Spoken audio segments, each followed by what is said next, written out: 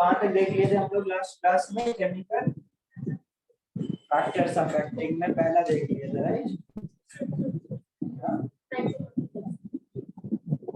Stoichiometry वाला तो देख लिया। यदि सपोज मैंने आपको समझाया यदि कोई कैल्कुलेशन इससे दी है, ठीक है, करेक्ट, यदि उस ये है इससे यदि कोई कैल्कुलेशन दी है, यदि आप क्या कर सकते थे, इसका इक्विलिब्रियम कांस्टेंट KCl होगा, concentration of total divided by concentration of reactant, correct? Sir समझाया था। यदि मैं सर कुछ भी समझ में नहीं आ रहा है, हवा का वो आ रहा है तो वॉइस बहुत क्रैक हो रहा है। यस सर, शायद फैन की वजह से या हवा की वजह से।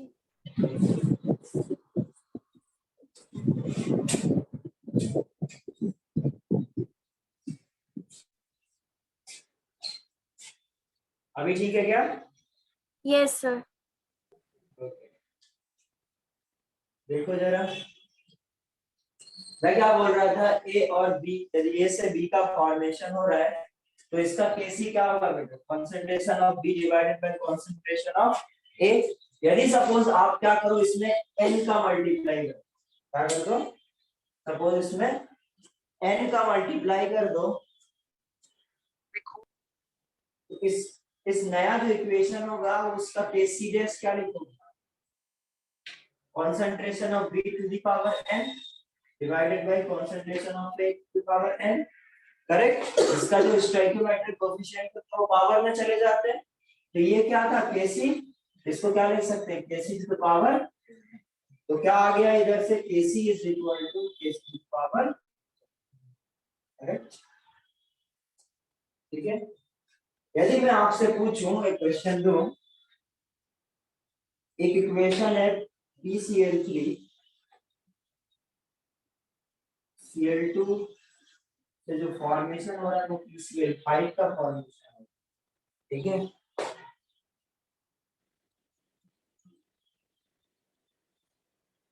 अभी इसका जो इक्विलिब्रियम कांस्टेंट है वो Kc है, ठीक है।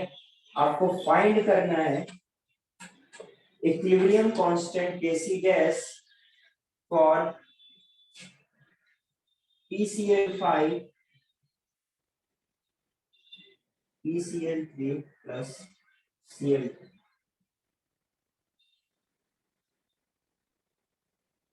क्या हो जाएगा इसका? आपको इसका Kc पता है, Kc गैस आपको पता करना है इस पर्टिकुलर केमिकल इक्वेशन के लिए। करो जरा इसको।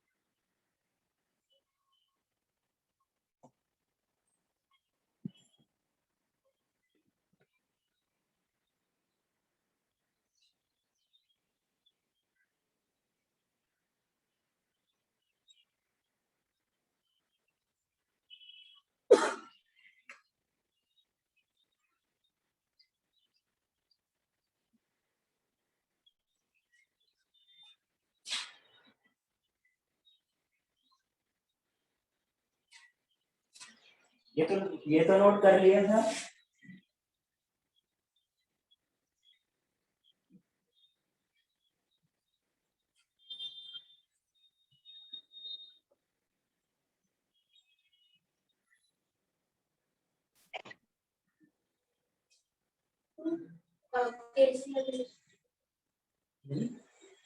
क्या है?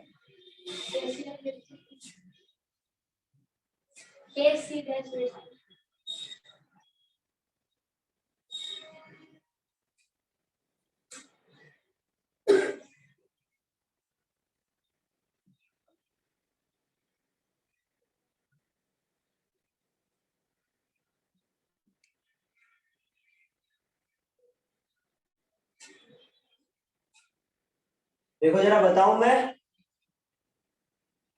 क्या हुआ इधर। ये आपके पास एक केमिकल इक्वेशन है, इसका क्या हुआ सबसे पहले तो एक बार आपने इसको उल्टा किया तो आपको पता है बेटा यदि इसका केसी है और इसको यदि कोई रिवर्स करके लिख दे तो क्या हो जाएगा, ये बताया था लास्ट क्लास में, क्या हो जाएगा, तो इसका इक्विलिब्रियम कांस्टेंट केसी डैश क्या आ जाएगा 1 अपॉन केसी। और यदि आपको पता है बेटा यदि इसमें आप 2 का मल्टीप्लाई कर देगा, यदि इसमें आप 2 का मल्टीप्लाई करोगे तो क्या चला जाएगा, क्या हो जाएगा 1 अपॉन केसी का, ये आपका क्या हो जाएगा आंसर। आगे समझ में, यदि आप आपकी केमिकल इक्वेशन को आप क्या कर दो, जो रिएक्टेंट है वो प्रोडक्ट, प्रोडक्ट को रिएक्टेंट बना दो, जस्ट रिवर्स कर दो तो केसी क्या आ जाएगा 1 अपॉन केसी। और यदि किसी भी नंबर से यदि आप मल्टीप्लाई करोगे तो वो उसके पावर में चला। आगे समझ। नेक्स्ट लिखो जरा मल्टी स्टेप रिएक्शन, नेक्स्ट लिखो multi step reaction. Suppose multi step reaction A से बी, थर्ड डालना है, थर्ड है ना ये मल्टी स्टेप रिएक्शन, ठीक है। मल्टी स्टेप रिएक्शन में सपोज ए से बी है और कुछ बन रहा है बेटा सी से डी, ठीक है। इसका जो इक्विलिब्रियम कांस्टेंट है वो K1 है, इसका इक्विलिब्रियम क्या है K2 है। और आपसे कोई बोले इसको ऐड कर दिया, तो इक्वेशन 1 और इक्वेशन 2 को ऐड कर दिया तो इक्वेशन 1 प्लस इक्वेशन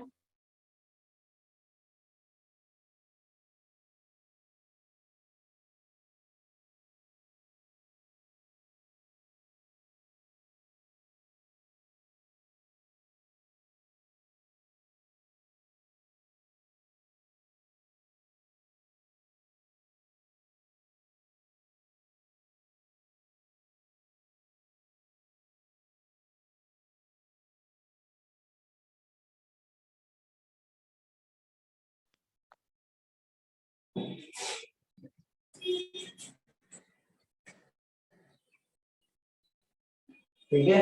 तो ये यदि सपोज इसका K1 क्या हो जाए concentration B upon concentration of A, correct. इसके लिए क्या हो जाएगा K2 concentration of C divided by concentration of B,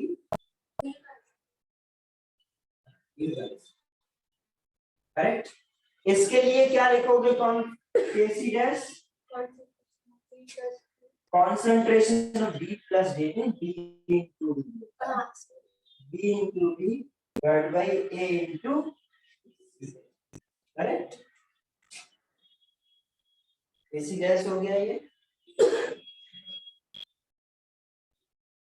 अब जरा देखो क्या इस ये क्या लिखा हुआ है एक्चुअली dy K1 और ये dy C क्या लिखा हुआ है, इसको यदि मैं ध्यान से देखूं तो ये क्या है एक्चुअली Kc डैश है वो actually B concentration of B divided by concentration of A into concentration of B divided by concentration of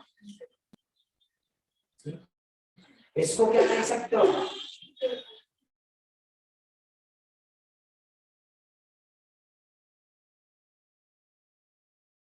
दो स्टेप्स को ऐड करो, दो केमिकल इक्वेशन को यदि आप ऐड करो तो उनके के क्या हो जाते हैं मल्टीप्लाई। दो केमिकल इक्वेशन को यदि आप ऐड करोगे तो आपका जो रिजल्टेंट के होगा Kc डैश होगा वो इन दोनों के मल्टीप्लिकेशन। नोट करो इसको।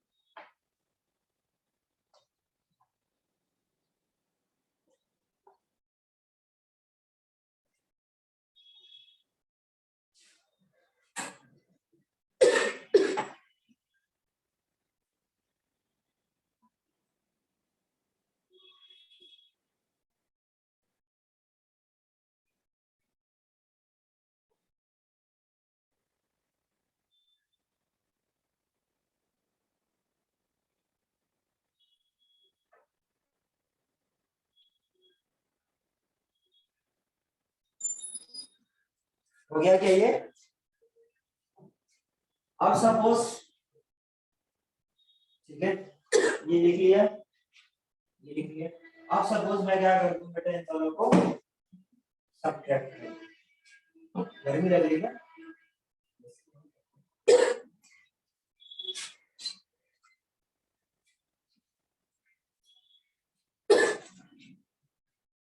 ठीक है। ये क्या 1 से 2 है, यदि इसको सब्ट्रैक्ट कर दे तो क्या होगा, इधर से अब आप इसको उल्टा करके ऐड करेंगे। सब्ट्रैक्ट करना क्या मतलब होता है बेटा, इसको आप उल्टा करके ऐड, तो क्या हो जाएगा, ये a प्लस डी से क्या बन जाएगा, b प्लस सी। अब इसका केसी क्या लिखोगे आप, concentration of b into concentration of c divided by concentration of a, correct.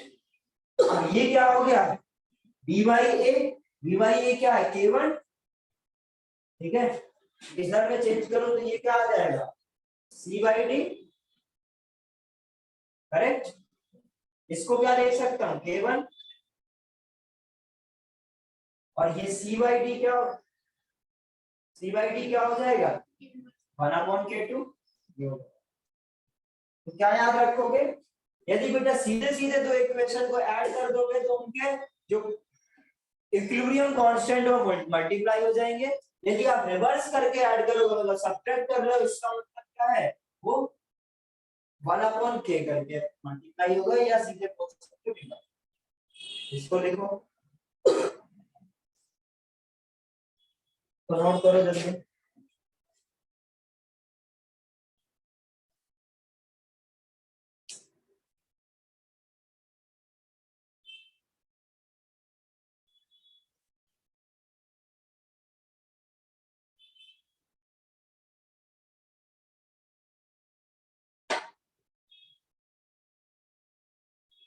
तो ये तीनों प्रॉपर्टीज हम लोग याद रखेंगे, ठीक है, तीन मैंने सिखाया, तीन ये चार हो गया, तो चारों को हम लोग क्या करेंगे बेटा, याद रखेंगे और उन्हीं का यूज करके हम क्वेश्चन पूछेंगे।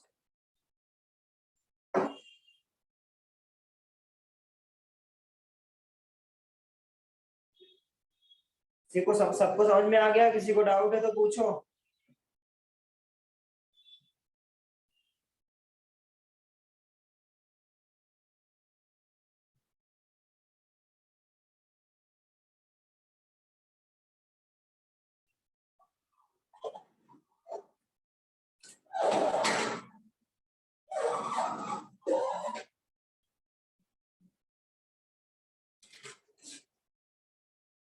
जानिए,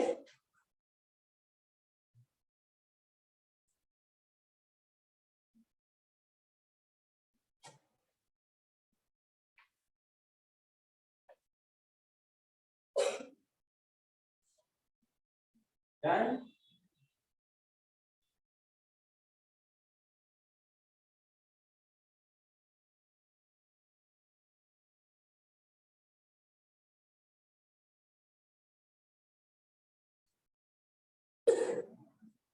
अब सपोज मैं आपसे एक क्वेश्चन पूछूं, एक इक्वेशन है बेटा जो कि a से b बन रहा है, ठीक है, इसका इक्विलिब्रियम कांस्टेंट k1 है। एक है जो कि b से c बन रहा है, इसका k2 है। c से d बन रहा है, k3 है। और आपसे पूछा बेटा कि आप इक्विलिब्रियम कांस्टेंट kc डैश बताओ या kc बताओ फॉर b2a रिएक्शन, करो कोशिश। अब आप ऐड कर सकते हैं, सब्ट्रैक्ट कर सकते हैं, उल्टा कर सकते हैं, जो करना चाहो करो, बस इसका k1 k2 k3 के टर्म्स में इसका इक्विलिब्रियम कांस्टेंट का वैल्यू, जो अभी तीन प्रॉपर्टीज बताई उनमें से कुछ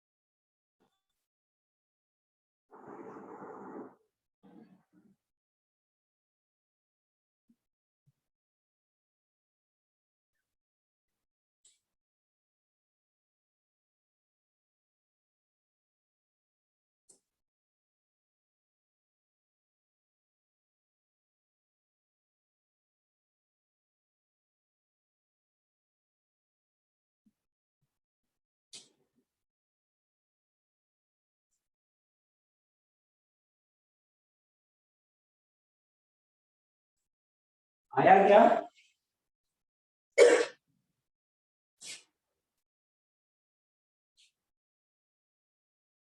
किसी का आया क्या?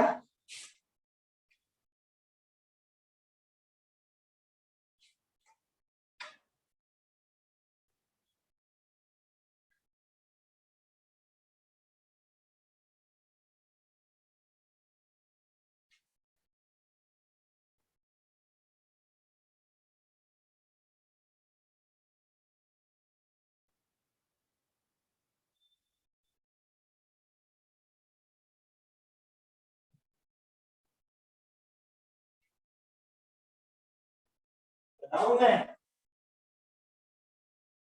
देखो जरा सिंपल कैसे अप्रोच करना है। अप्रोच देखो पहले एक बार।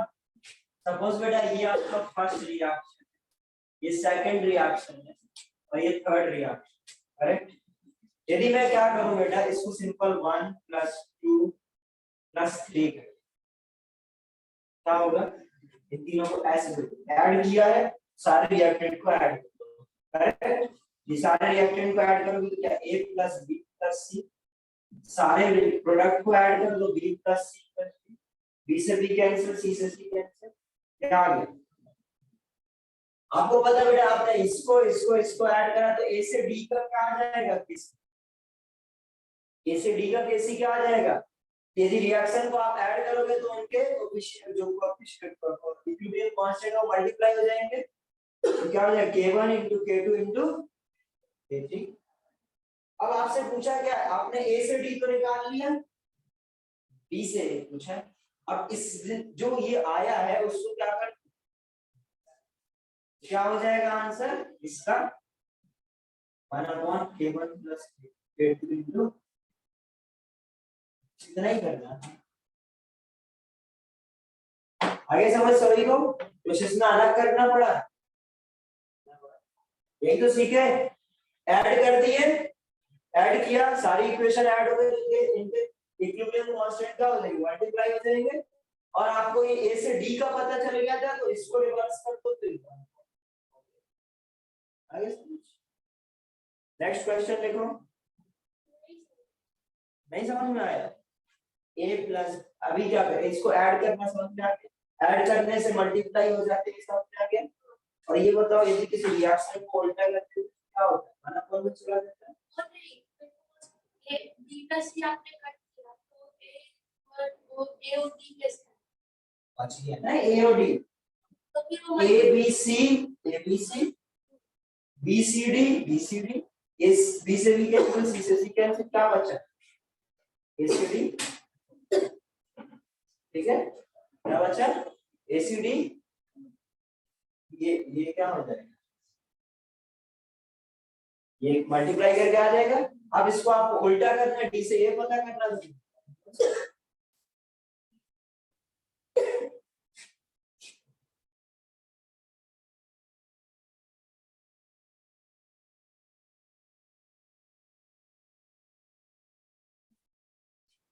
यानी ये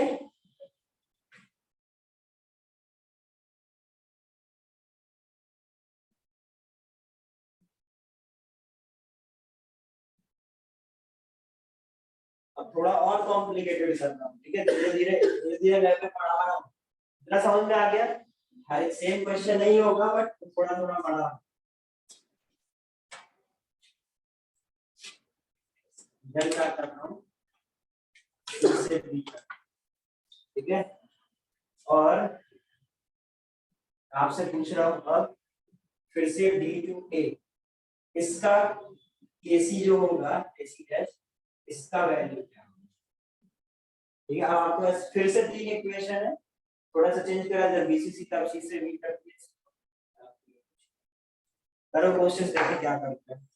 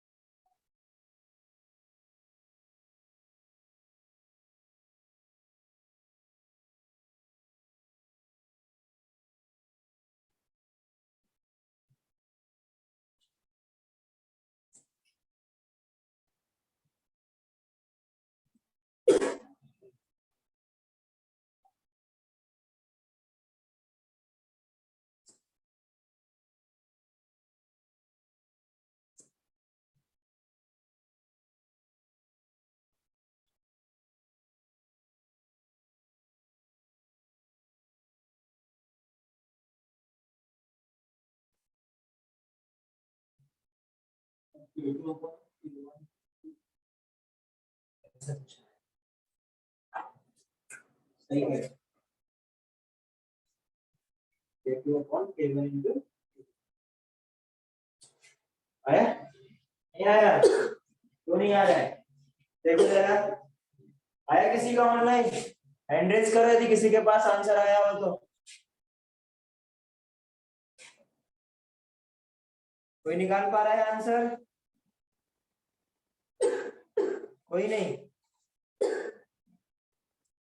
बेटा पता नहीं क्या कर रहे हो तुम लोग चलो जरा देखो एक बार और देखो ठीक है स्टार्टिंग से बता रहा हूँ फिर से समझो सारा कुछ बताऊंगा दो बार अब आपको क्या करना है बेटा डी करेक्ट अब इस तरीके के कॉम्बिनेशन लगाओ जिससे बेटा सिर्फ डी बचे और ए करेक्ट क्योंकि हमें क्या करना है देखो हम कितने चीजें कर सकते हैं हम रिएक्शन को रिवर्स कर सकते हैं हम रिएक्शन को ऐड कर सकते हैं सब्ट्रैक्ट कर सकते हैं किसी भी नंबर का मल्टीप्लाई करेक्ट और इससे ज्यादा तो कुछ कर नहीं सकते अब आपको क्या करना है बेटा यदि समझ में आना चाहिए आपको यदि आपका सी और बी गायब हो रहे हैं इसके मतलब वो कैंसिल आउट होंगे तो आप इनको यदि मैं ऐड कर दूंगा नॉर्मली तो सी हो जाएगा टू बी क्या कैंसिल आउट होंगे यदि मैं इसको स्विच कर दूं तो कैंसिल आउट करेक्ट तो मैं इसको क्या करूं ए से बी को तो मेरे को कुछ करना नहीं है तो मैं इसको ऐसे ही लेते रहूं इसका केवल है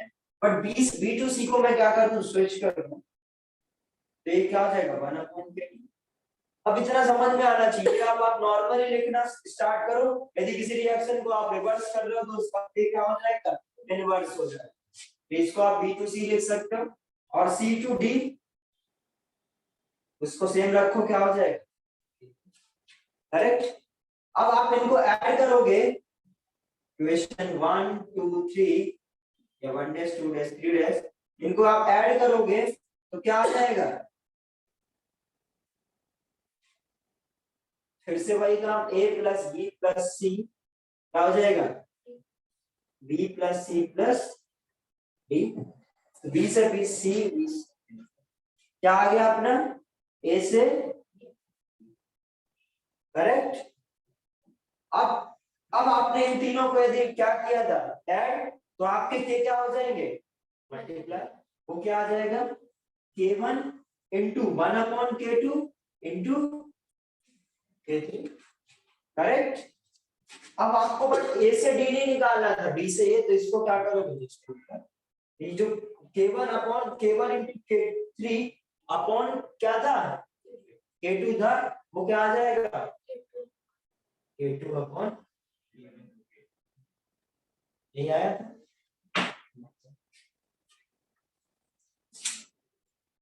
आगे समझ करो थोड़ा देखो बैठ के यदि जैसे होता है ना महाभारत सुनने गए लोग तो बैठ के सिर्फ सुनते ही है ना यदि बैठ के सिर्फ सुनोगे तो फिर तो वो फिर वही ऐसे होगा सुना और घर आते आते पूछ लेते हैं लोग हुआ क्या फिर लोग सोच के बताना पड़ता है वैसे ही इधर यदि सुनोगे सिर्फ बैठ के तो सब बढ़िया लगेगा हाँ बढ़िया बढ़िया सब समझ में आ बट वो 4-5 दिन और तुम लोगों का तुरंत ही गायब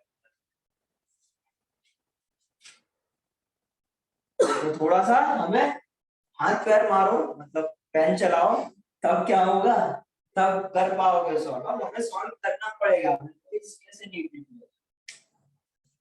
नीट में तो सारे क्वेश्चंस ही आने हैं सॉल्व भी करते हैं और सभी लोग बुकलेट लगाओ मेरे से कोई भी डाउट पूछने नहीं आता है एक सिंगल इस बैच का बच्चा डाउट पूछने नहीं आता है डाउट क्लास है किस लिए वैसे छुट्टी है वो तुम लोग की हाँ डाउट क्लास में मेरे को नजर आना चाहिए तुम में से रोज कम से कम 1-2 बच्चे अगर नहीं लगा रहा तो मैं सबके घर पे कॉल करवा रहा ये बच्चा डाउट ही नहीं पूछता तो पढ़ ही नहीं रहा है बताओ यदि डाउट लगाओगे तो डाउट आएंगे इतने अच्छे तो ना तुम हो ना इतना अच्छा मैं पढ़ाता हूँ ठीक है जिससे तुम्हारे सारे सवाल हो मैं आशीर्वाद तो दे नहीं रहा हूँ बेटा तो सब हो गए हाँ समझ गए तो डाउट आने चाहिए और डाउट पूछने आओ ऐसे नहीं चलेगा लगाओगे तब डाउट जरूर आएंगे लगाओगे सब सही है मैं भी बढ़िया क्लियर है एक और सवाल करोगे?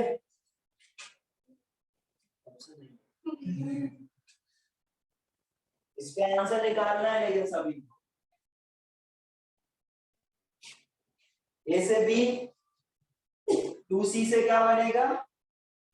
2b बन रहा है सपोज, और d/2 से सपोज c/2 बन रहा है। ठीक है, ये आपके पास बेटा तीन इक्वेशन है, इसका k1 है, इसका k2 है और इसका k3 है।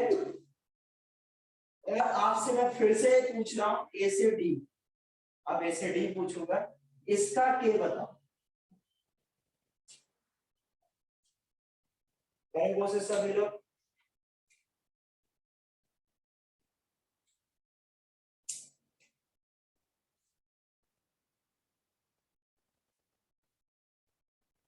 पास करना थोड़ा,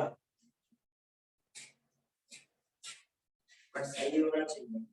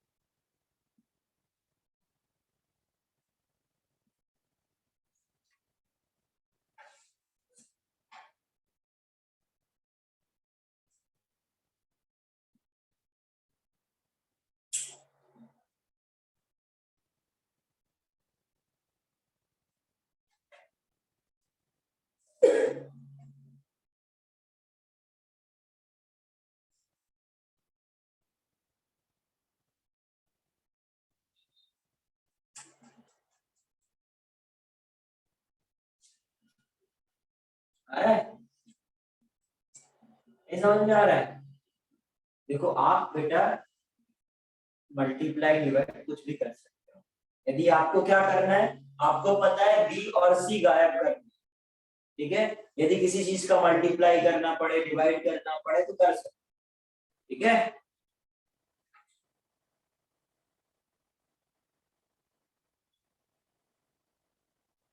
यदि आपको पता है बेटा कि बी और बी को कैंसिल करना है, बी कैंसिल कब होगा? जब उसमें आप 2c + 2b वाली इक्वेशन 2 से डिवाइड करो, करेक्ट, और उसको रिवर्स करो तो कर दो, क्या दिक्कत? बस आपको सब पैरामीटर मैंने बता दिया। मल्टीप्लाई करेंगे तो क्या चेंज आएगा, रिवर्स करेंगे तो क्या चेंज आएगा, डिवाइड करेंगे तो क्या चेंज आएगा, वो आपको सब पता चलेगा। बस ऐसे सिंपल यूज करो।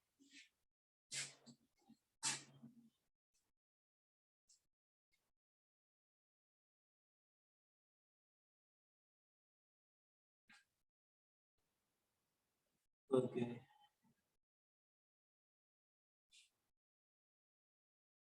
ये अभी का है तुम्हारा?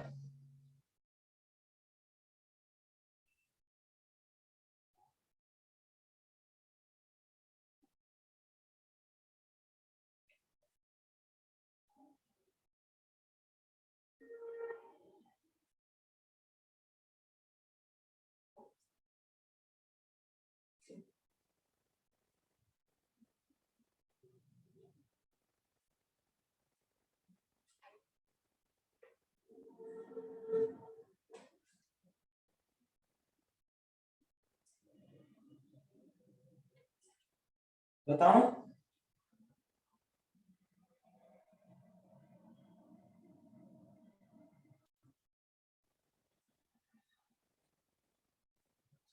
देखो देखो जरा इधर आप, लिखना बंद करो। देखो जरा, सपोज ये a है, ये b, a से b बन रहा है, ठीक है।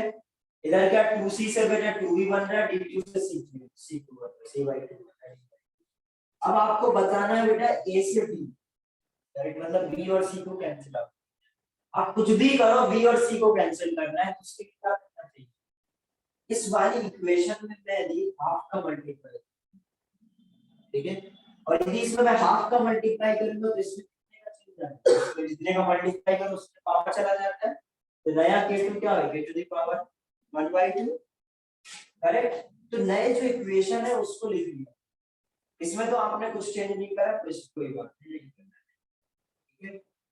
और दूसरे को b बेटा इस तरफ आना चाहिए, तब ये कैंसिल आउट होगा, तो इसमें मैंने हाफ का मल्टीप्लाई करा और इसको रिवर्स, तो क्या आएगा b से c, और रिजल्टेंट क्या आ जाएगा, एक तो हाफ का मल्टीप्लाई करा तो पावर हो गया, और एक रिवर्स करके तो क्या हो जाएगा, e to the power, correct, ये दो हो गया। अब आपको बेटा c भी गायब करना, c गायब तब होगा बेटा जब ये रिवर्स होता है, और इसमें मेरे को कितने का मल्टीप्लाई करना होगा, 2 का, करेक्ट। अभी ये c/2 बचेगा, इसका 2 में मल्टीप्लाई कर दोगे तो इधर क्या बचेगा, ठीक है, इसको भी रिवर्स करके लिखना पड़ेगा, तब ये c गायब होगा, रिवर्स करके लिख दिया तो क्या होगा, c से, करेक्ट, और ये रिवर्स करके लिखेंगे तो इसका कितना आ जाएगा, 1/k3 का स्क्वायर। अब तीनों को ऐड कर दूंगा मैं तो क्या होगा, इससे ये कैंसिल, इससे ये कैंसिल, क्या बचेगा a से, और तीनों को ऐड करा तो इन तीनों के मल्टीप्लाई हो जाएंगे, इसका क्या रखिएगा, इन तीनों के मल्टीप्लाई लें तो ये k1, अब इन तीनों में मल्टीप्लाई मत कर देना, जो रिजल्टेंट है उनके multiply, k1 into k to the power 1/2 into 1/k3 का, ये हो गया आपका रिजल्टेंट। आगे समझ, मतलब कुछ अलग कर रहा हूं मैं, हर बार सेम ही कर रहा हूं, आप लोग बस, हाँ हर बार थोड़ा सा लेवल बढ़ा रहा हूँ, क्योंकि अब क्वेश्चन तो अलग करना नहीं है, ये आपको धीरे धीरे बढ़ाना चाहिए। देखो इसको फिर एक और क्वेश्चन लास्ट, इसको लास्ट कराऊंगा, उसको कर लेना, अदरवाइज फिर कॉन्फिडेंस नहीं आएगा।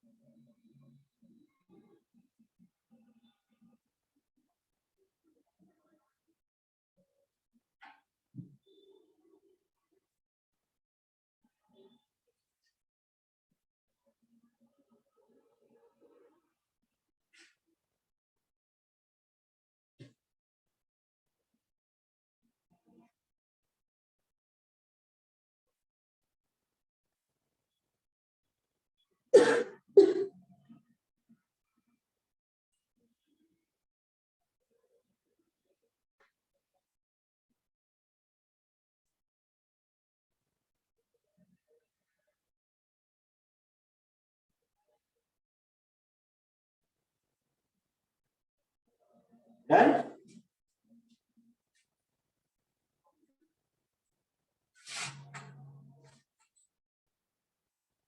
चलो एक क्वेश्चन और करो, इसको बड़े ध्यान से करना है, ठीक है, कुछ नहीं कर रहा हूँ बेटा, मैं बस थोड़ा सा कॉम्प्लिकेटेड करते जा रहा हूँ,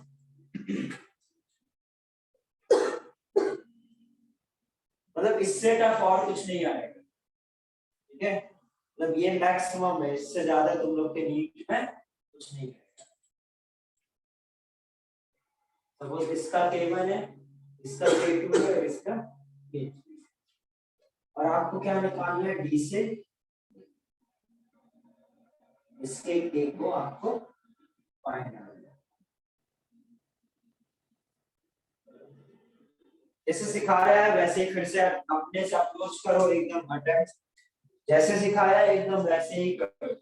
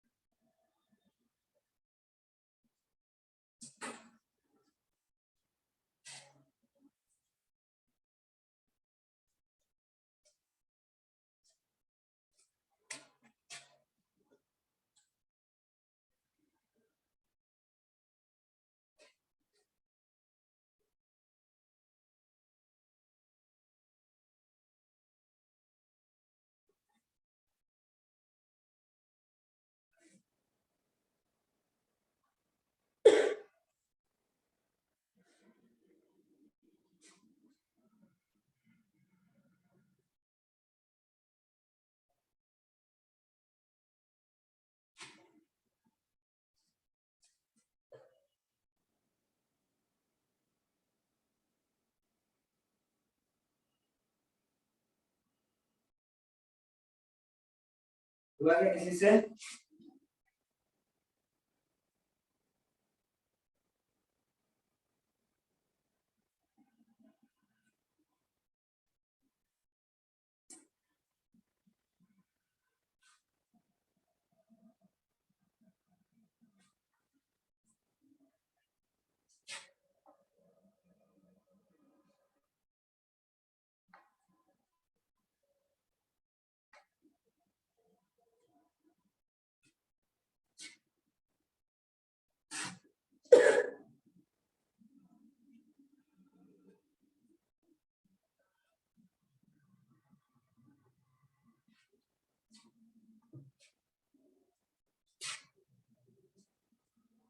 बताओ हुआ? इतना क्या टफ हो जा रहा है? देखो जरा एक बार और लास्ट है।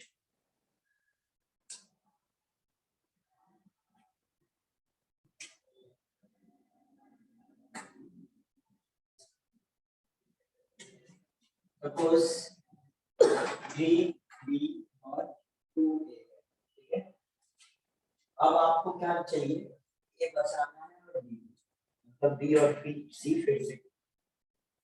अब इधर से आप ये देखो जरा, सपोज मेरे को इधर 2B है, इधर 3B है, इन दोनों को सेम करना पड़ेगा, तभी क्या होगा, ये कैंसिल आउट। तो एक काम करो बेटा, इससे दूसरे डिवाइड कर दो, करेक्ट। इसको 2 से डिवाइड कर दूं, ये क्या हो जाएगा, इसकी पावर 1/2, करेक्ट। और इससे क्या करूं, इसको 3 से डिवाइड कर दूं, इसका पावर कितना हो जाएगा, करेक्ट। तो ये क्या हो जाएगा, तो इधर मल्टीप्लाई करके लिखो जरा, क्या आ जाएगा, बी, इधर क्या आ जाएगा, ए 2/3, 3 into 3 1/3 1, और ये कितना हो जाएगा 2/3 8, ये कितना आ जाएगा रिजल्ट में 8 की पावर 1/8। इसमें 2 का मल्टीप्लाई करोगे तो क्या बचेगा, सी, बी से बी, और इधर कितना आ जाएगा, ए टू द पावर, ठीक है। नेक्स्ट क्या है, फिर अब सी से डी तो कैंसिल आउट हो जाएगा, लेकिन इसको हमें क्या करना पड़ेगा, रिवर्स करना पड़ेगा। पहले डी से क्या आ जाएगा, इसका 1/3,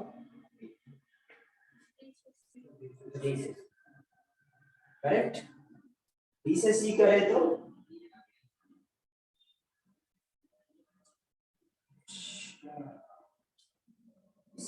लोगों का इसलिए नहीं आया क्या कि जाएंगे गलती से, वही था। इसलिए नहीं आया ना। इतना तो किया था ना हम लोग, इस बार लिख लिए थे इतना, यदि इतना लिख लिया तो अरे, उसके बाद जस्ट सिंपल सेम क्या करना है हमें, एडिशन। ऐड करेंगे तो क्या आ जाएगा, इससे ये कैंसिल हो जाएगा, इससे ये कैंसिल हो जाएगा, क्या आ जाएगा, डी से ए निकालना है, ठीक है। डी से ए यही निकालना है, अब तीनों का क्या कर देना, जस्ट मल्टीप्लाई, तो कैसी क्या आ जाएगा, a1 की पावर 1/3 into a2 की पावर 1/2 into 1/1। तो एग्जैक्ट सेम काम करना है, कुछ क्या करना है, राइट। नोट कर लो किससे नहीं हुआ हो।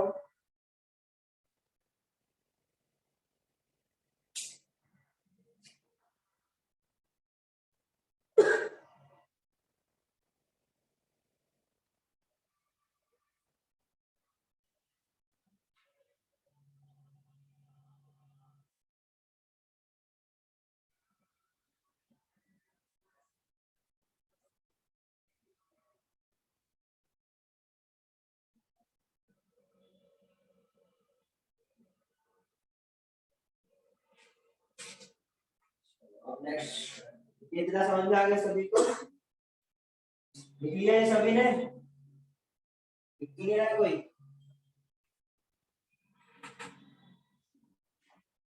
सपोज अब नेक्स्ट देखो, देखो जरा जी 3 कर लिए थे मल्टी स्ट्रक्चर। नेक्स्ट है टेम्परेचर।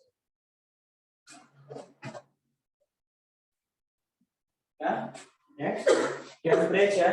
अब जरा देखो बेटा टेम्परेचर से क्या फर्क पड़ेगा। सपोज बेटा आपका T1 टेम्परेचर पर K1 था, ठीक है, T1 टेम्परेचर पर K1 इक्विलिब्रियम कांस्टेंट था, ठीक है, या मैं ये बोल सकता हूँ K1 is the equilibrium constant eight T1, और जो T2 टेम्परेचर पे क्या था, क्या है उसकी, आपको सब आपके पास K1 है T1 टेम्परेचर पर, आपको फाइंड आउट करना है K2 एट, उसके लिए क्या फॉर्मूला होगा, log K2 upon K1 is equal to delta H divided by 2.303 R, ठीक है। डेल्टा ये क्या होता है बेटा आपका एंथैल्पी चेंज, ये मैं बताऊंगा क्या होता है। हम लोग अभी जो नेक्स्ट चैप्टर पढ़ेंगे या तो अभी पढ़ेंगे या नेक्स्ट ईयर पढ़ेंगे, सीबीएसई बोर्ड में इसका नेक्स्ट चैप्टर है, बाकी महाराष्ट्र बोर्ड में 12th है, देखेंगे क्या पढ़ना है, मतलब पढ़ेंगे तो इसी साल आगे पीछे हो सकता है। डेल्टा एस ये 2.303 आर, ये क्या हो जाएगा 1/T1 माइनस 1/, मतलब T1 टेम्परेचर पे K1 पता है, T2 टेम्परेचर पे K2 निकालना है। ये क्या होता है आपका बेटा, लिख लो हीट ऑफ रिएक्शन, ये आपको बेटा गिवन है, ठीक है। और ये तो आपको इनके मतलब तो पता है, आर का मतलब तो K2, ठीक है, तो लिख लो ये ठीक है। डेल्टा एच क्या है बेटा आपका, हीट ऑफ रिएक्शन, वो आपको गिवन होगा।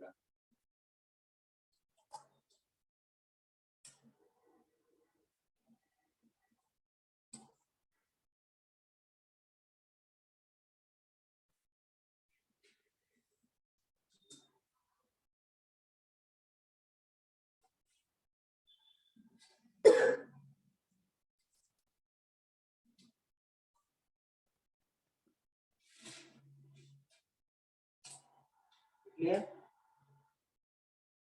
यदि मैं अज्यूम करूं late T2 is greater than T1, ठीक है, इसमें मैं केसेस बता रहा हूं,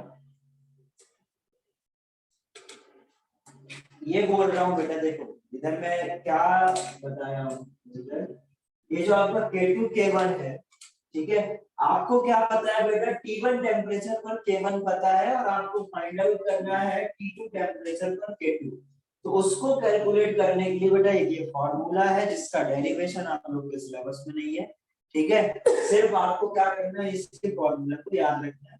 इस फॉर्मूला को हम लोग बोलते हैं बेटा what of equation, actually drive होता है वॉट ऑफ इक्वेशन है थर्मोडायनामिक्स में, उसकी हेल्प से ये ड्राइव होता है, इसी को हम लोग वॉट ऑफ इक्वेशन भी बोलते हैं। ये जस्ट सिंपल हमें यूज होगा किसके लिए, T2 टेम्परेचर पर K2 कैलकुलेट, और ये क्या है बेटा delta H of the reaction. जैसे सपोज आपने रिएक्शन कराया, कोई भी रिएक्शन हुई, उस पर्टिकुलर रिएक्शन में या तो आपको एनर्जी देनी पड़ेगी या उससे एनर्जी रिलीज हो, तो जो जितनी एनर्जी आपको देनी पड़े या एनर्जी क्या हो रिलीज हो, वो क्या है आपका। और आप सबको पता होगा कि जो डेल्टा एच यदि किसी पर्टिकुलर रिएक्शन से एनर्जी रिलीज हो रही है, इसका मतलब उस रिएक्शन को हम लोग क्या बोलते हैं, एक्सोथर्मिक रिएक्शन, और यदि हमें रिएक्शन में एनर्जी देने पड़े तो उसको हम लोग क्या बोलेंगे, एंडोथर्मिक।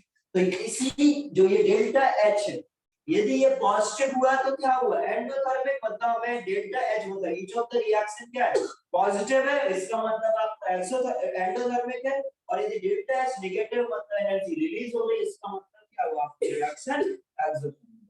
करेक्ट, ये समझ में आ गया एक्सोथर्मिक। और अभी वही केसेस हम लोग ले रहे हैं, that the T2 is greater than T1, पहला केस है केस 1, if, अब रिएक्शन भी तो पता होना चाहिए एक्सोथर्मिक है या एंडोथर्मिक, if process is क्या ले लेंगे, एक्सोथर्मिक,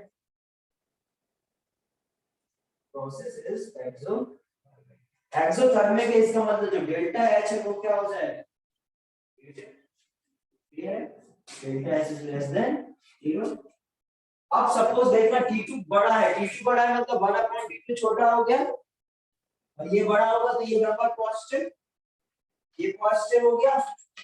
बोलो T2 बड़ा है मतलब 1/T2 छोटा, छोटा मतलब बड़े से छोटा सब्ट्रैक्ट करोगे तो आपका ये पॉजिटिव, और डेल्टा एच क्या है, नेगेटिव। ये पूरा नंबर क्या हो गया, नेगेटिव, और ये पूरा नंबर नेगेटिव है तो लॉग से भी वैल्यू नेगेटिव आनी चाहिए, और लॉग से वैल्यू नेगेटिव कब आएगी, जब ये less than 1, correct. Less than 1 मतलब k2 minus k2 upon k1 is less than 1। अभी लॉग की वैल्यू देखो, लॉग की वैल्यू यदि 1 से ज्यादा है, लॉग के अंदर यदि वैल्यू 1 से ज्यादा है तो उसकी जो वैल्यू आएगी वो क्या आएगी, पॉजिटिव आएगी। यदि 1 से कम है या 1 है तो 0 होता है, log 1 0, और 1 से कम है तो मतलब लेस। अभी क्या आई वैल्यू, नेगेटिव, इसका मतलब है कि इसके अंदर की वैल्यू क्या, लेस देन 1 है। तो जस्ट सिंपल, या ऐसे इसको देख सकते हो, ऐसे देख सकते हो कि जो log k2 माइनस k1 है लेस देन 0 है, करेक्ट। ये क्या है, लेस देन 0। इससे हम लोग क्या बोल सकते हैं, k2 is less than, simple ऐसे ही बोल सकते थे k2 इज अपॉन k1 क्या होना चाहिए, लेस देन 1। उधर से भी क्या आएगा, k2 इज लेस देन। तो सिंपल हमने क्या सीखा, यदि हम टेम्परेचर इंक्रीज करें और एक्सोथर्मिक रिएक्शन है तो आपका ये क्या हो जाएगा, डिक्रीज कर जाएगा। तो कभी भी लोग क्या करते हैं, जल्दी जल्दी हमारी आदत हो जाती है कि लोग ने पूछा टेम्परेचर बढ़ा तो क्या होगा, हम नहीं बता सकते। पहले हमें क्या बताना पड़ेगा आपको, रिएक्शन एक्सोथर्मिक है या एंडोथर्मिक, क्लियर है। यदि हमें ये पता है यदि टेम्परेचर बढ़ा है या रिएक्शन एक्सोथर्मिक है, आपका डिक्रीज, इतना नोट करो।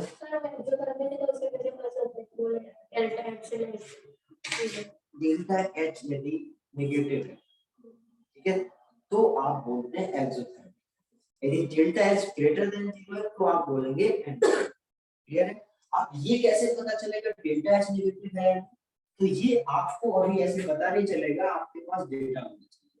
तो कोई भी केमिकल रिएक्शन कराने के लिए आपको एनर्जी देनी पड़ती है, बट एक्चुअली में जब ओवरऑल यदि आपने रिएक्शन कराया, जैसे बेटा आपने कोई बिजनेस किया, ठीक है, बिजनेस करने के लिए आपको इन्वेस्ट करना पड़ेगा, फिर यदि आपको ज्यादा, जितना आपने इन्वेस्ट करा उससे ज्यादा आपसे प्रॉफिट हो गया तो आपका क्या होगा, फायदा हो गया।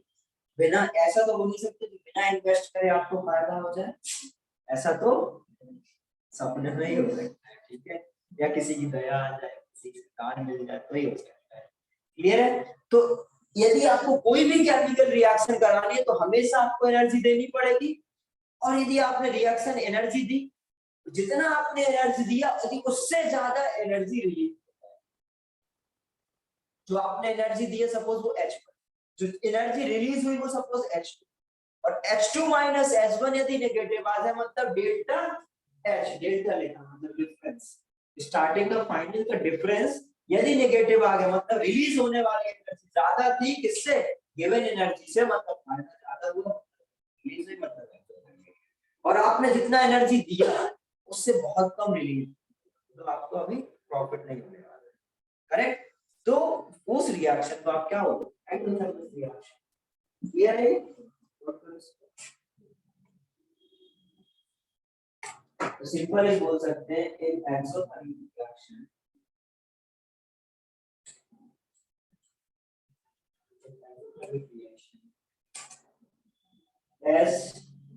as T increases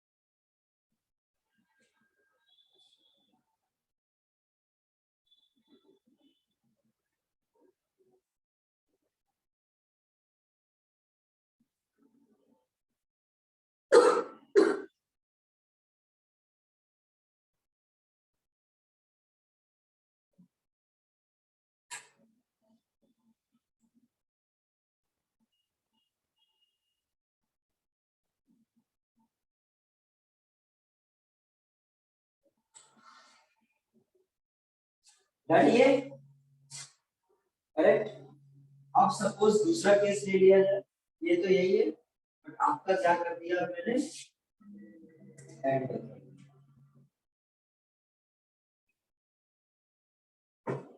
एंडोथर्मिक है। अब ये यदि एंडोथर्मिक है तो डेल्टा एच क्या हो जाएगा ग्रेटर देन 0। ये वैल्यू तो अभी क्या पॉजिटिव थी, ये वैल्यू भी पॉजिटिव, ये यदि पॉजिटिव तो ये पूरा पॉजिटिव, ये पूरा पॉजिटिव, इसका मतलब क्या k2 is greater than k1। Simple इधर क्या बोल सकता हूं this और इधर this क्लियर। इधर क्या बोलूंगा इन एक्सोथर्मिक रिएक्शन की जगह in endothermic reaction as temperature increases equilibrium constant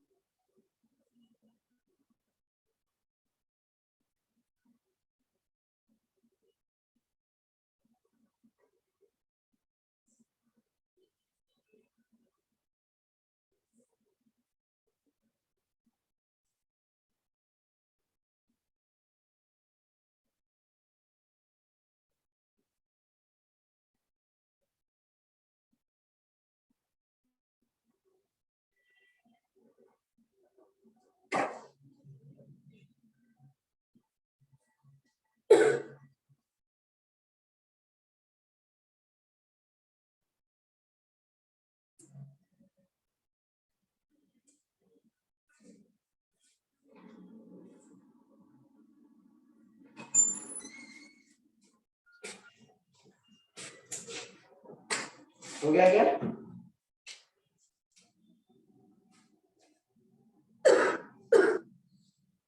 और यदि डेल्टा एच 0 हो जाएगा ये हो गया। नेक्स्ट केस यदि डेल्टा एच आपका 0 हो जाए तो क्या हो जाएगा टेम्परेचर कितना भी बढ़ाते चले जाओ जीवन हमेशा क्या रहेगा बेटा क्योंकि ये टर्म तो 0 हो गया। अब ये इसको 0 करना है इसका मतलब ये हमेशा बराबर होंगे तभी क्योंकि इनका रेशियो 1 होना चाहिए करेक्ट। क्योंकि log 1 क्या होता है log 1 0 होता है log k1 k2 है k2 k1 है क्या होना चाहिए k2 k1 में k2 k1 की वैल्यू 1 होना चाहिए। इधर से k2 क्या जाएगा कितना भी टेम्परेचर बढ़ाते रहो यदि बेटा आपका डेल्टा एच 0 है इससे आपका कोई भी चेंज नहीं तो इसको फास्ट।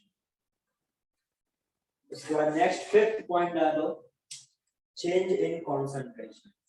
नेक्स्ट फिफ्थ पॉइंट है चेंज इन कंसंट्रेशन।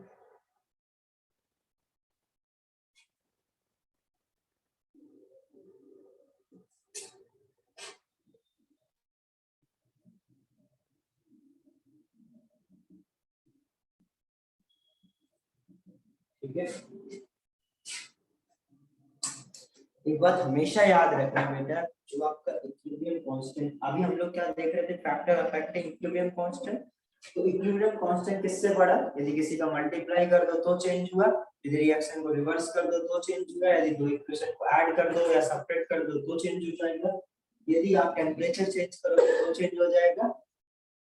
अभी भी बेटा कंसंट्रेशन के चेंज करने से आपका इक्विलिब्रियम कांस्टेंट चेंज नहीं होगा। देखो सर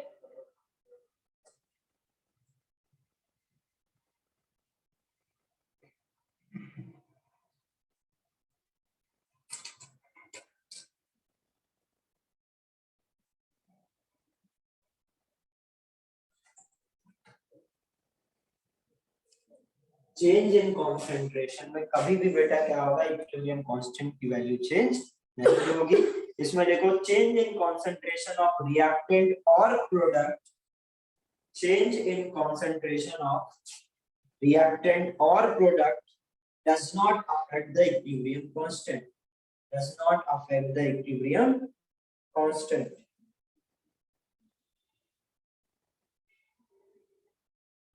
इसका मतलब आपने सपोज 4 मोल लिया था फिर 6 मोल ले लिया, ठीक है, 4 मोल लिए थे 6 मोल ले लिया, बट इक्विलिब्रियम कांस्टेंट किस पे डिपेंड करता है बेटा, कॉन्सेंट्रेशन एट इक्विलिब्रियम। और जब अचीव करेगा बेटा इक्विलिब्रियम कांस्टेंट तब क्या होगा, उनकी कॉन्सेंट्रेशन जितनी होनी चाहिए तब इस पैटर्न अचीव करेगा, चाहे आप कितने ही ले लो। करेक्ट, तो उसी रेशियो में वो क्या रहता है, कभी भी बेटा कॉन्सेंट्रेशन को चेंज करने से आपका इक्विलिब्रियम कांस्टेंट चेंज नहीं। नेक्स्ट लिखो addition of inert gas, addition of inert gas 6 लिखो, addition of Sir, please repeat the fifth one. ये वाला चेंज इन कॉन्सेंट्रेशन दोबारा समझना है। Yes, sir.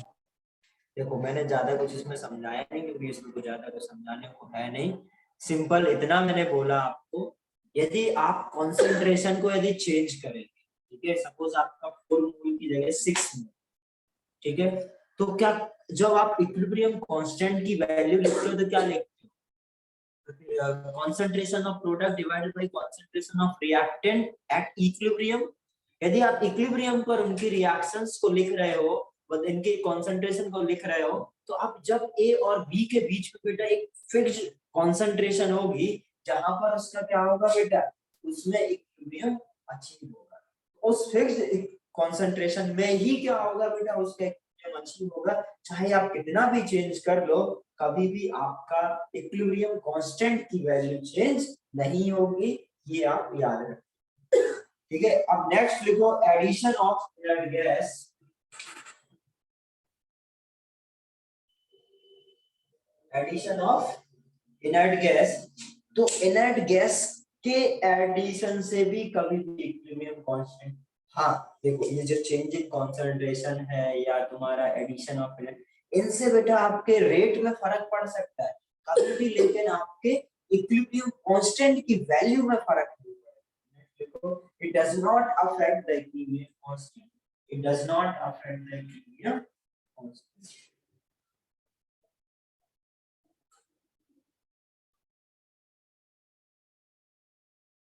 तो हमें क्या याद रखना है, मैं पूरा कंक्लूड करूं, कभी भी बेटा equilibrium, pressure, volume, concentration, addition of inert gas, इन सब के एडिशन से या इन सब के चेंज से कभी भी आपका इक्विलिब्रियम कांस्टेंट की वैल्यू चेंज नहीं होगी।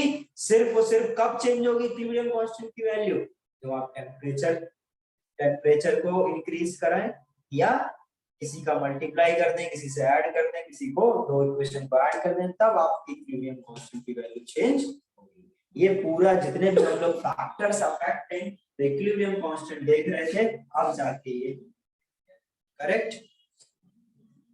यदि मैं आपसे क्वेश्चन पूछूं, देखो जरा क्वेश्चन,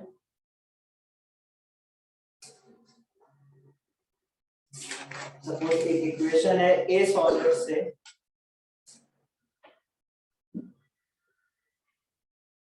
क्वेश्चन लिखो ए solid forming 2b plus 2b gas plus 3c gas, ठीक है, 3c gas। इसमें लिखो if concentration of B is doubled at equilibrium, if concentration of B is doubled at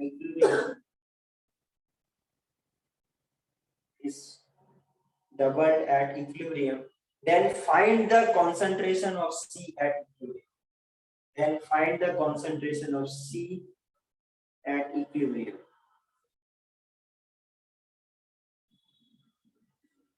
आया क्वेश्चन समझ में?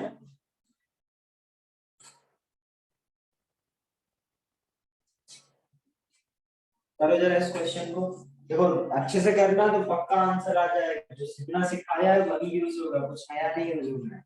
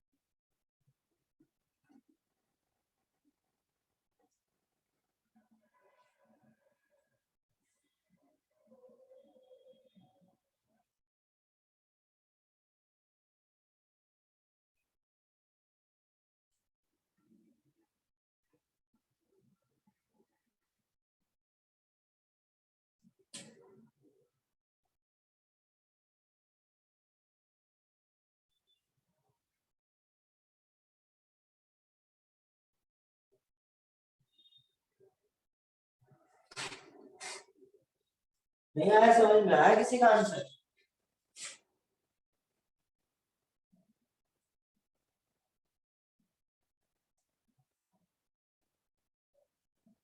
वो कोड शाइन हो रहा है क्या? कहाँ पर शाइन हो रहा है? ये लिखा है बेटा,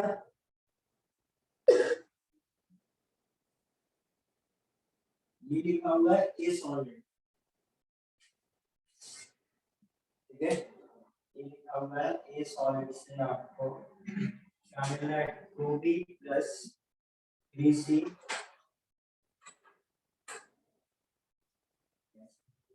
ठीक है, कितना है आया?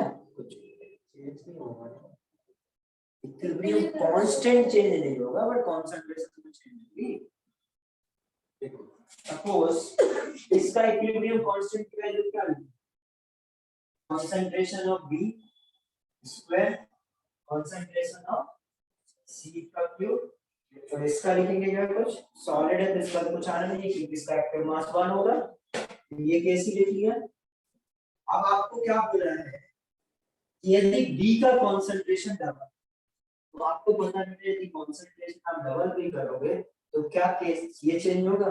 तो आप बोल सकते हो कि this is equal to 2 times B, concentration double कर दिया, स्क्वायर ही रहेगा और कंसंट्रेशन C चेंज हो जाएगा, इसको C1 का, करेक्ट?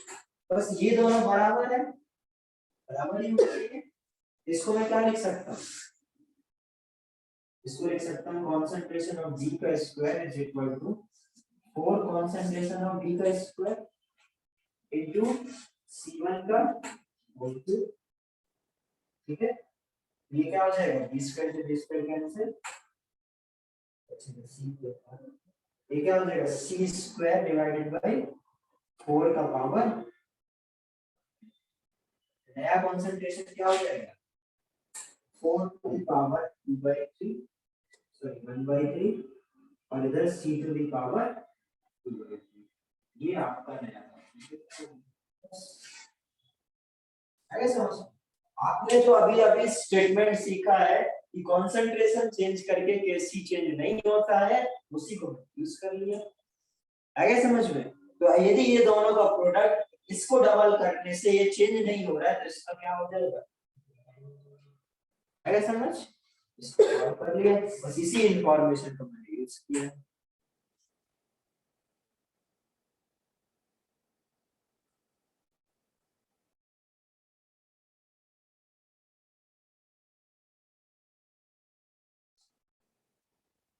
एक्चुअली में ना सी क्यूब, ठीक है, यदि इधर सी क्यूब था तो इधर पर भी क्या हो जाएगा?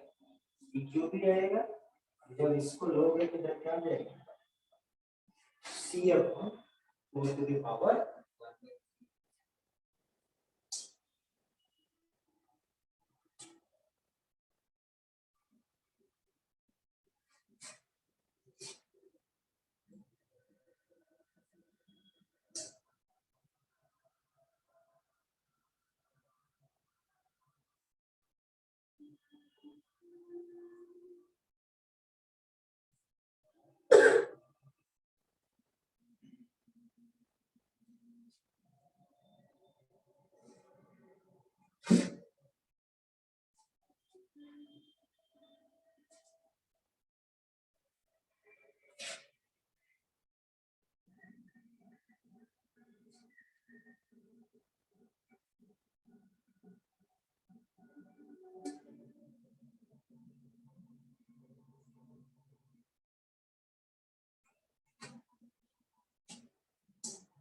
देखो जरा नेक्स्ट क्वेश्चन देखो, if equilibrium constant for the reaction, next question देखो, if equilibrium constant for reaction for this reaction is 8, if equilibrium constant for the reaction is 8, ये इस reaction के लिए, ठीक है, if equilibrium constant for this reaction is 8, then find the equilibrium constant for the reaction H2 gas plus I2 gas से 2H है।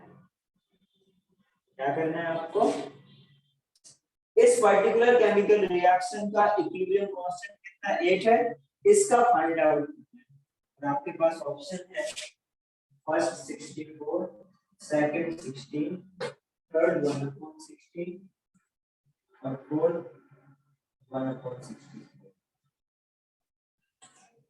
मतलब जो अभी तक हम लोग ने सीखा कुछ इस तरीके से क्वेश्चन आएंगे आपके पास।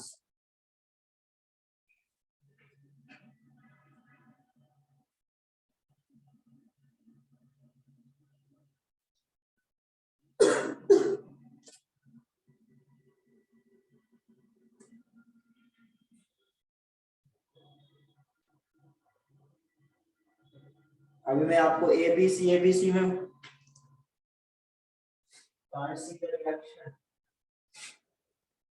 कौन सी ये वाली, Yes, sir. HI गैस से क्या बन रहा है बेटा, half H2 gas plus 2I2। HI gas से half H2 plus I2 gas, इधर लिखा है H2 गैस से H2 gas plus I2 gas will form 2HI, इधर लिखा है 2HI, ठीक है, मतलब दो का मल्टीप्लाई करके जस्ट उल्टा कर दिया, ठीक है। इसका आपको दे रखा है कि 8 है, इसका पूछा है, आसान है एकदम, सोचो थोड़ा, दिमाग चलाओ।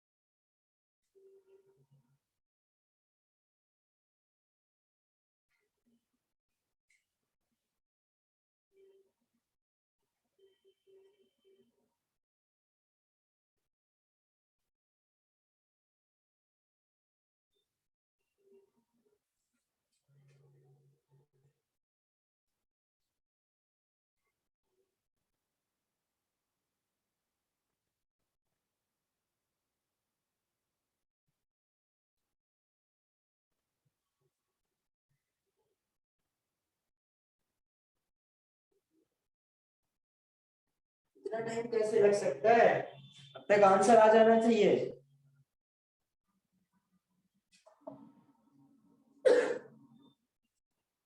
इन दोनों रिएक्शन को देखो जरा ध्यान से, क्या हुआ है इसमें 2 का मल्टीप्लाई करा और उल्टा कर दिया।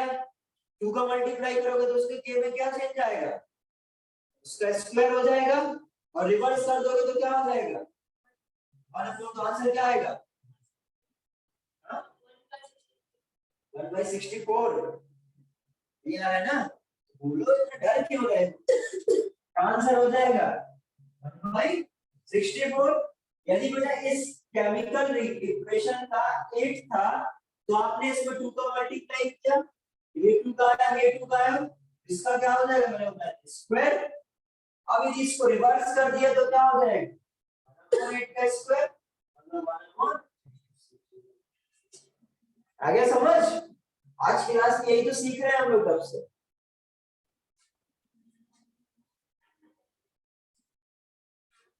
क्लियर है, आया समझ में सभी को ऑनलाइन? Yes. ओके, एक और करो जरा, देखो अभी तक मैं जितने भी इक्वेशन करा रहा था सब आपको एबीसी में उसी में चेंज करा रहा था। अब एक्चुअली में आपको कैसे रिएक्ट क्वेश्चन मिलेंगे, ठीक है। ये क्वेश्चन लिखो जरा, तो मैं लिख रहा हूँ N2 gas plus 3H2 gas will form 2 ammonia gas, ठीक है। इसका सपोज K1 है और N2 गैस से O2 गैस यदि रिएक्ट करे तो सपोज आपको क्या मिल रहा है, 2NO गैस मिल रहा है। और इसका सपोज K2 है, H2 गैस से यदि आपको बेटा हाफ O2 मिल रहा है तो क्या मिलेगा अपने को, H2O गैस सपोज K3 मिल रहा है। Find K for reaction. अब आपको क्या करना है, इस रिएक्शन के बारे में, इस रिएक्शन का क्या बताना है। तो पक्की बात है बेटा कि ये जो रिएक्शन है जो मैं लिखने जा रहा हूँ, ये इन तीनों के कॉम्बिनेशन से, या तो ऐड करा होगा या सब्ट्रैक्ट करा होगा या रिवर्स करा होगा या डिवाइड या मल्टीप्लाई किया। 2 ammonia gas plus 5 O2 gas से क्या बन रहा है, 2NO gas plus 3H2O gas. ये ऐसे क्वेश्चन आपको एक्चुअली में बड़े बड़े आपको लगे इतना बड़ा क्वेश्चन है, बट करना कुछ बहुत आसान है। करो इसको।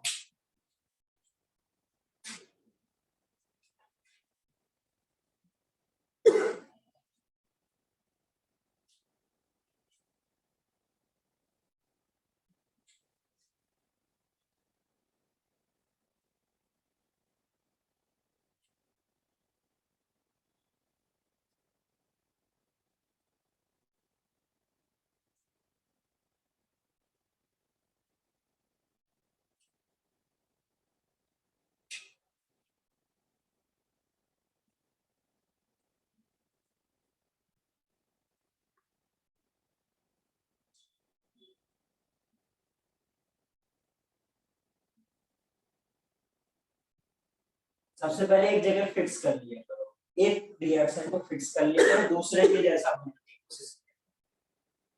किसको ऐड करना चाहिए, किसको सब्ट्रैक्ट करना चाहिए।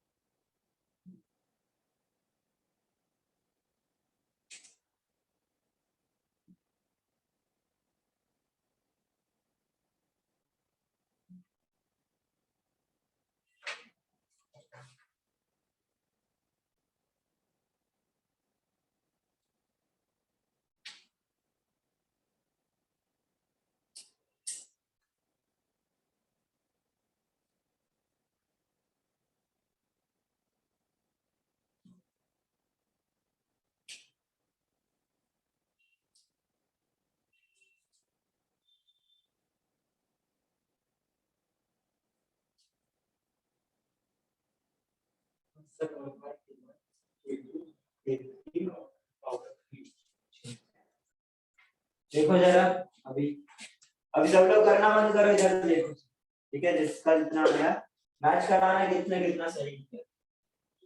अभी इधर देखो, इधर 2 अमोनिया है, इधर 2 अमोनिया, मतलब इसको उल्टा करना चाहिए, करेक्ट। इसको रिवर्स करके लिख लो। क्या लिखेंगे रिवर्स करके, इधर लिख रहा हूं मैं, रिवर्स करके लिखे तो क्या लिखेंगे, 2NH3 प्लस 2NH3 से क्या बनेगा N2 plus 3H2 gas, correct. इसका कितना हो जाएगा 1/K1, रिवर्स किया तो 1 हो जाएगा। अब आपको इधर ये मिल गया, अब इधर आपको कितना 5O2 मिलना चाहिए, और ये आपको कहाँ जाने, N2 इस तरफ चाहिए क्या, नहीं, मतलब N2 तो आपको कैंसिल ही होना चाहिए ना, N2 तो है नहीं है।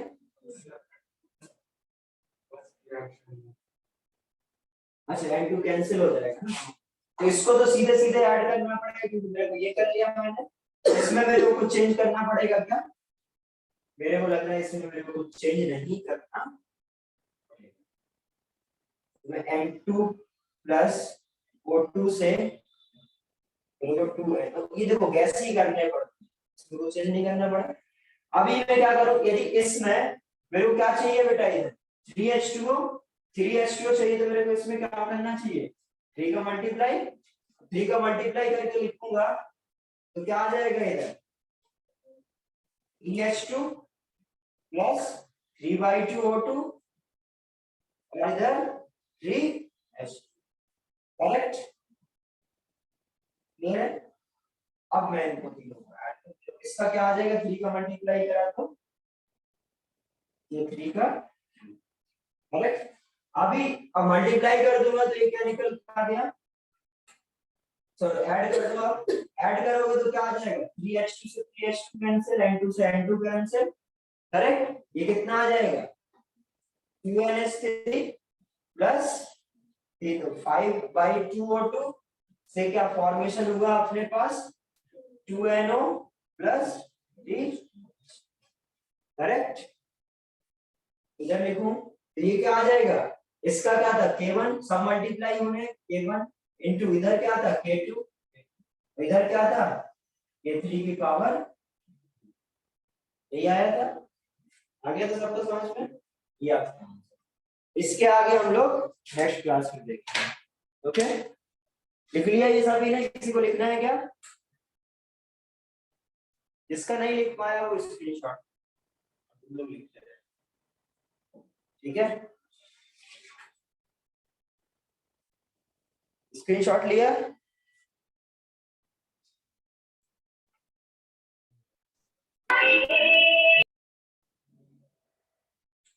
ओके चलिए बाय। Thank you.